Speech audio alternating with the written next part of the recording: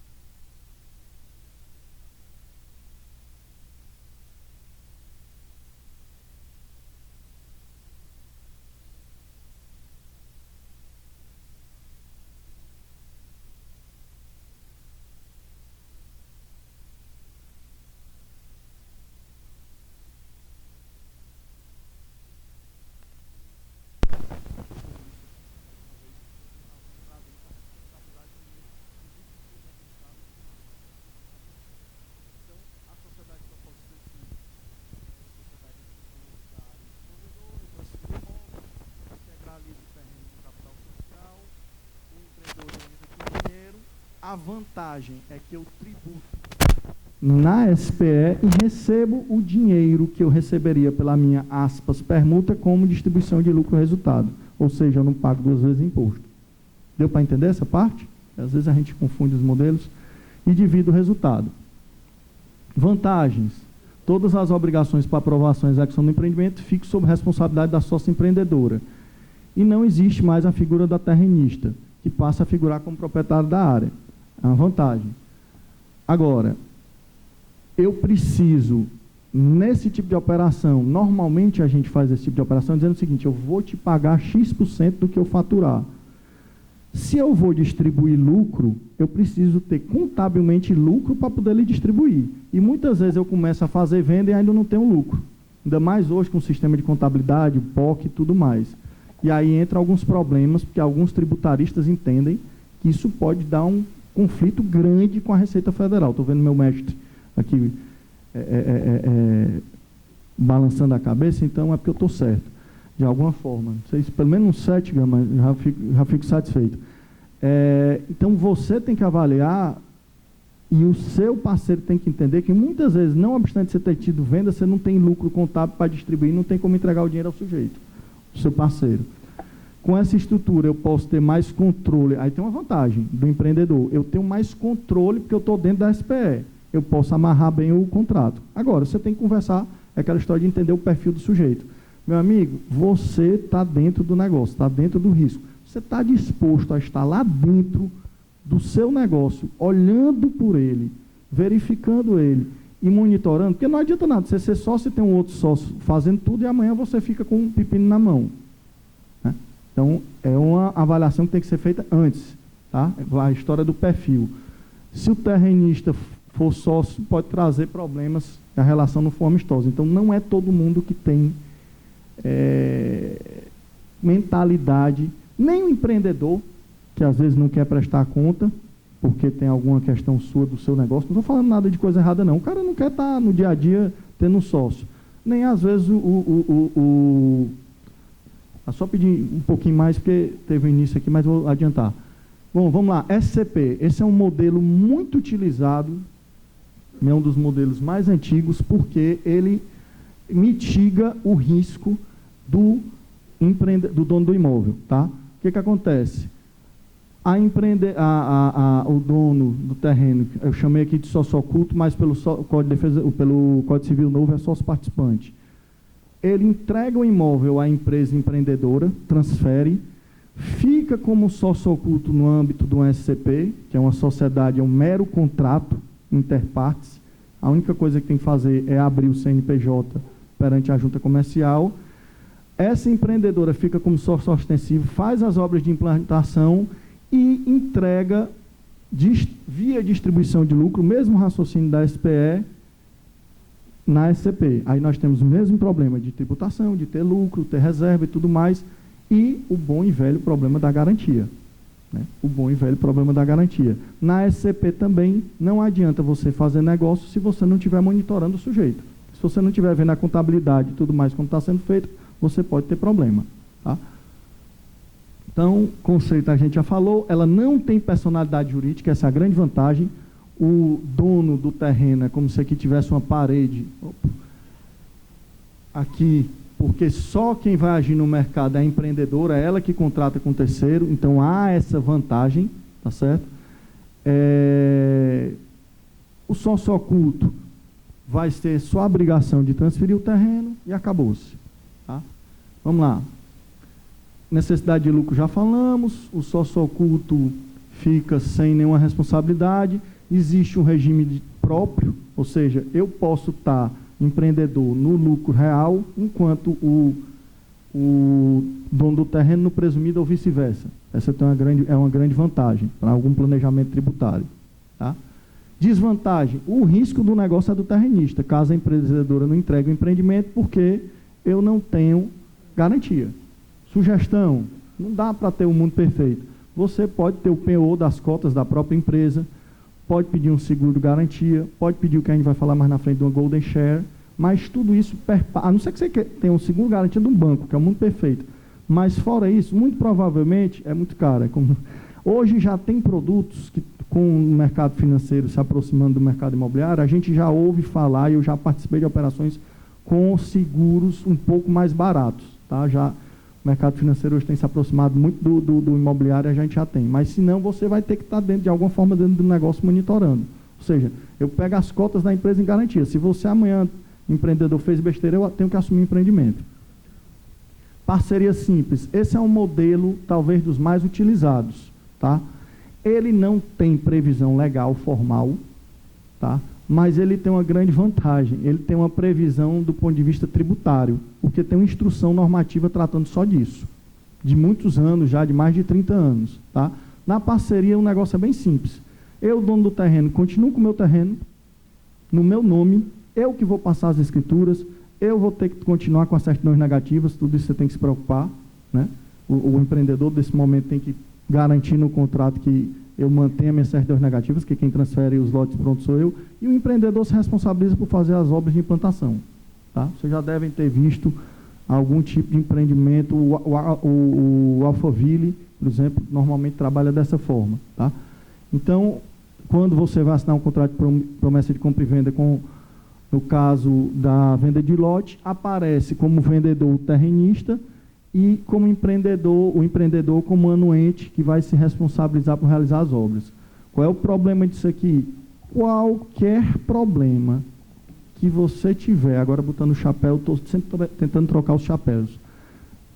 Enquanto empreendedor, você tem que sempre ter a certeza que o dono do terreno não vai ter problema. Porque se ele tiver um problema com uma certidão, você não transfere propriedade, você vai ser responsabilizado.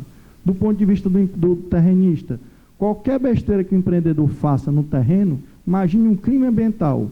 A responsabilidade é do dono do terreno, porque o loteamento foi aprovado em nome dele e a figura do loteador é a dele. Então, pessoal, não dá para ter o mundo céu azul com o arco-íris e o pote de ouro com o doente no final, não. É difícil. Esse é o nosso grande desafio. Tá? Então, aqui a gente está falando da questão das dívidas. Parceria simples não tem vínculo. O dono da terra gera apenas... Aqui está a instrução normativa, que é de 84. Então, cada um tributa, não tem bitributação. O dinheiro que entra, eu divido. Certo? Meu negócio é 70% para o empreendedor e 30% para o dono do terreno. Divide, cada um tributa na sua forma, tem dor de cabeça zero. Essa é a grande vantagem, porque não tem a bitributação. Por outro lado, você tem os outros riscos que a gente falou.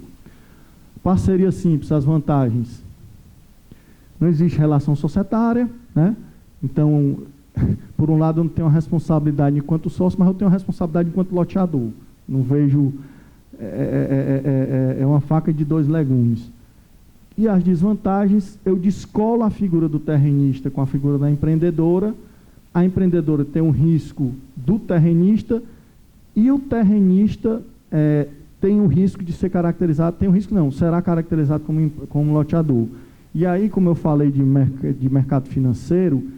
Esse tipo de operação, apesar de ser muito usado e apesar de facilitar a divisão do dinheiro, ele não é muito bem visto pelo pessoal de mercado de capitais, empresa securitizadora, empresas, fundo de investimento e tudo mais, o que ele não permite é a chamada operação true sale, que é a operação de venda completa, porque quem está comprando entende que assume um risco por duas partes e esse risco é maior. Então, é uma coisa a ser considerada. Como é que eu vou financiar meu empreendimento? Eu vou depois buscar securitizar o recebível, eu vou vender o recebível, eu vou pegar dinheiro com fundo. Esse é um modelo que o pessoal tem uma certa resistência. Não, vou financiar o meu próprio recurso, pode ser uma possibilidade. Tá? Consórcio. O consórcio é muito parecido com a operação de parceria.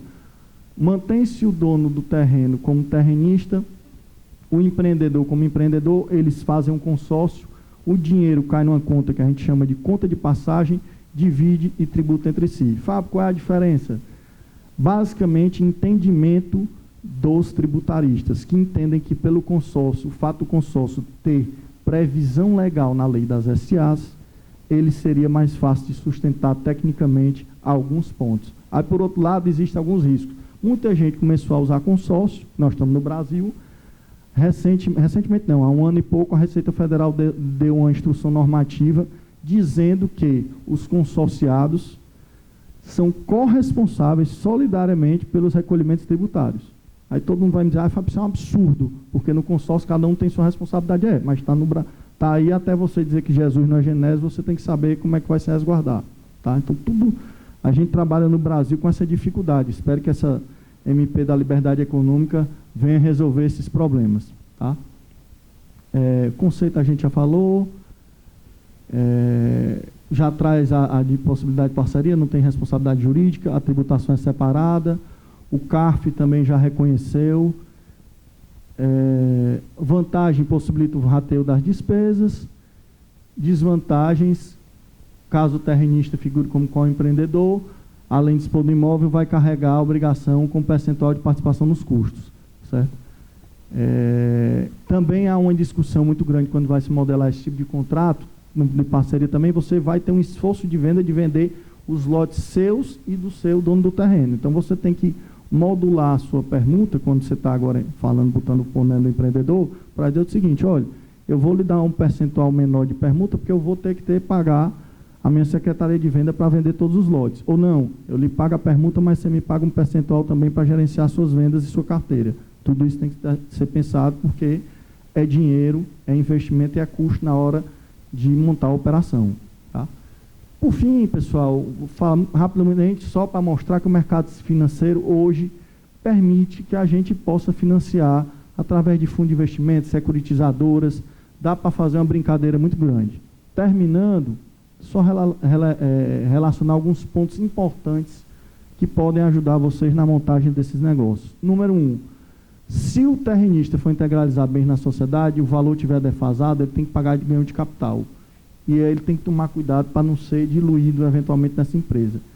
Lucro imobiliário não é a mesma coisa de participação na empresa. Então, eu tenho que ter sempre uma distribuição de resultado diferenciada. Esse é um problema que tem que conversar e tem que avaliar a questão da tributação. Quero ter garantia? Posso colocar na SPE, que vai fazer um empreendimento, a chamada Golden Share. Ou seja, o sujeito tem 99,9999, como o Gama deu a nota ao nosso amigo ali antes, e o outro, dono do terreno, tem 0,1%. Mas esse 0,1% dá direito de veto a ele em vários tipos de operação. Quer pegar, vender o recebível? Tem que pegar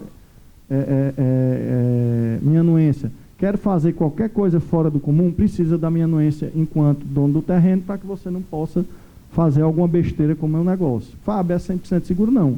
Esse mix de possibilidades, penhor de cotas e outras garantias, é que você pode poder tentar usar para modelar da melhor forma o seu empreendimento. O consórcio tem previsão legal, diferentemente da parceria, não há lucro a distribuir.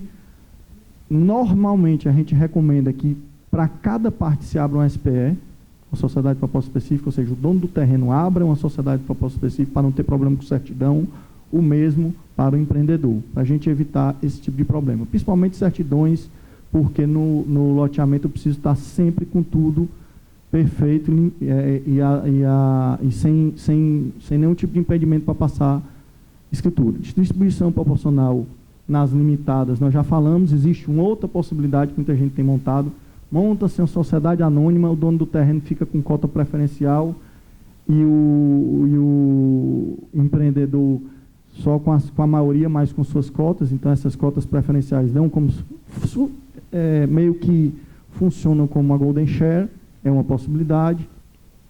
E, por fim, pessoal, só para trazer aqui à luz de vocês, uma novidade, que não é tão novidade, mas ainda não está sendo muito utilizada porque o mercado não está aquecido, que é o condomínio de lotes.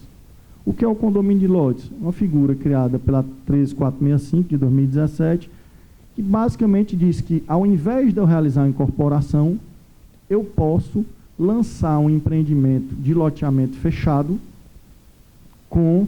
mediante incorporação. Certo? Isso foi uma inserção colocada na lei para tentar resolver o problema do custo de manutenção dos loteamentos fechados. Tá? Eu vou tentar deixar para falar nos comentários mais sobre isso aí, mas basicamente o que era? O problema do enriquecimento sem causa, como meu amigo Gama falou, versus a questão do livre direito à associação. Quando eu compro um imóvel num loteamento fechado, normalmente eu faço adesão automática à associação dos moradores. E aí, depois de um certo tempo, muita gente começou a contestar, dizendo que eu não sou obrigado constitucionalmente a aderir à associação de moradores E com isso criou-se uma batalha, houveram decisões, a maioria desfavoráveis aos loteadores. Recentemente, há coisa de 1 mês e meio, 2, saiu uma decisão favorável no STJ. O professor Melinho está ali, já estou vendo, nosso grande professor, talvez até comente. Mas, diante dessa discussão, o que é que tentou se aprovar em termos de legislação? A possibilidade de eu lançar um condomínio, aspas, fechado, com os lotes. Isso facilitaria, em tese, o funding também, porque eu trato como se incorporação fosse. Qual é a grande discussão, e aí eu estou aqui na frente de um procurador do município, que os municípios estão enfrentando. São Paulo, por exemplo, estão tendo reuniões lá no Grapoab, né, que é a grande referência, ainda não resolveram, que é o que a própria lei diz. Quando eu faço o condomínio de lotes, como é que se trata a parte do parcelamento do solo? Eu sou obrigado a observar tudo que tem na 6766? A lei aqui deixa um pouco em dúvida. O município pode regular esses parâmetros? Eu posso usar isso como aspas, que é como alguns fazem, burla a 6766 quanto aos parâmetros urbanísticos? Está aí a discussão, e a gente vai ouvir falar muito desse instituto, não ouvimos ainda muito porque o mercado ainda não está tão aquecido como deveria. Eu tenho até alguns comparativos que fizeram entre loteamento fechado e condomínio, mas vou deixar aqui para o nosso debate, que eu acredito que vai ser muito mais enriquecedor. Pessoal, espero não ter cansado vocês, tenho certeza que não foi como o meu mestre Gama, mas de alguma forma espero ter colaborado, e mais uma vez é um prazer estar nessa terra maravilhosa. Obrigado, boa tarde.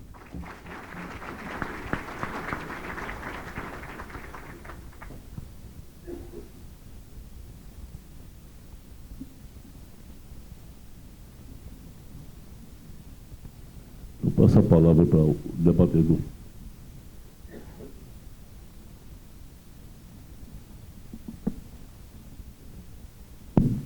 Boa tarde a todos.